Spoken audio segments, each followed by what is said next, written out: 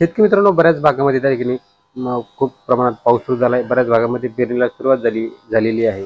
तर शेतकरी मित्रांनो, आपण आजच्या व्हिडिओमध्ये जाणून घेणार आहोत जे काही सोयाबीनवरील कुठलं तणनाशक वापरलं पाहिजे. तर त्या संदर्भात आपण परिपूर्ण माहिती आपण आजच्या व्हिडिओमध्ये जाणून घेणार आहोत. नमस्कार, मी आहे आपला host and host Yogeshwar Bondre.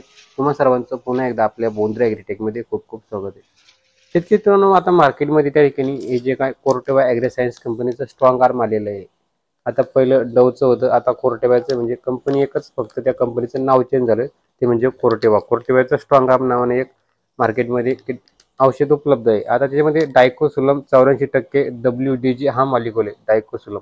आता तुम्ही मार्केटमध्ये वेगवेगळ्या कंपनीचं घेऊ शकता. मग आता याच्यामध्ये तुम्ही पाहिलं टाटाचं मार्कचं आहे, पुन्हा याचं दबोच नावानं आहे तुमचं धानुकाचं, परत मिलपीरचं त्या ठिकाणी मिलस्ट्रॉंग नावानं आहे, किंवा असं बऱ्याच वेगवेगळ्या कंपनीचं वेगवेगळ्या नावानं हे जे काय डायक्लोसोलम 84% WDG हा जो काय मॉलिक्युल आहे हा मार्केटमध्ये उपलब्ध आहे. तुम्ही हा घेऊ शकता.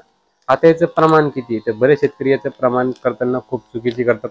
याच्यामध्ये 6 पंप करतात, 6 पंपात 1.5 एकर फवारणी करतात, किंवा 5 पंप करतात, 4 पंप करतात आणि 1 एकरात फवारतात. तर शेतकरी मित्रांनो, जर तुम्हाला या स्ट्रॉंग आर्मचा किंवा कुठल्याही बीजनाशकाचा, आता हे जे काय बीजनाशक आहे हे पेरणीनंतर 48 तासाच्या आत फवारावं लागतं, 48 तासाच्या वरती फवारायचं नाही.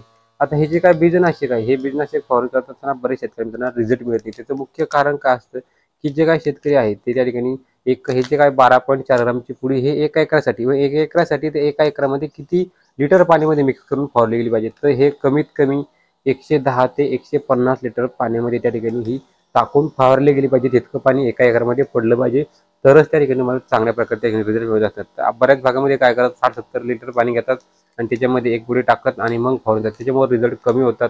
त्यासाठी तुम्हाला काय करायचं, जास्तीत जास्त जे काय 110 ते 150 लिटर पर्यंत पाणी घ्यायचं 1 एकरासाठी, आणि ते पूर्ण पाणी तुमच्या शेतामध्ये पसरून टाकायचं आहे.